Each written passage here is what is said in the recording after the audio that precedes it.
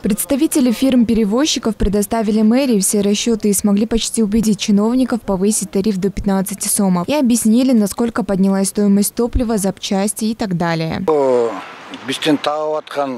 Запчасти, дизельное топливо подорожали из-за пандемии. Семьи большие у всех, 3-4 ребенка. И каждому за дорогу нужно платить. Продукты тоже дорожают. Для пенсионеров и школьников планируется сохранить льготный тариф 8 сомов. Уже завтра будет направлено письмо в Министерство экономики. Там будет создана рабочая группа, проект должен пройти анализ регулятивного воздействия. Потом он поступит к нам, а мы внесем в Бишкекский городской кенеш, заметил его градоначальника. По его данным, весь процесс займет примерно 3 месяца. В то же время он не смог ответить, будет ли параллельно мэрия поднимать оплату проезда в муниципальном транспорте. Встреча проходила в хорошем настроении, иногда было, конечно, напряженно. Договорились таким образом.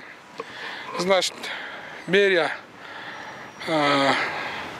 отправляет в Министерство экономики тариф на 15 сом, увеличение тарифа.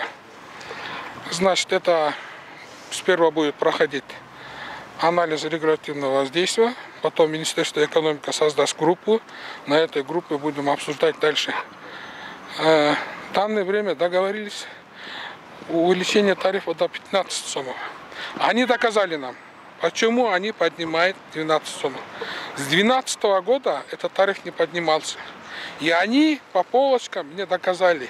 В начале прошлой недели водители маршруток потребовали повысить оплату проезда до 15 сомов, иначе они приостановят работу. В мэрии была создана рабочая группа по рассмотрению вопроса о повышении тарифа на проезд в маршрутках. Между тем, горожане крайне возмущены действиями перевозчиков. Письмо – это увеличение тарифа, отправляем в горкенеш, и городской кенеш примет решение, как дальше будет двигаться.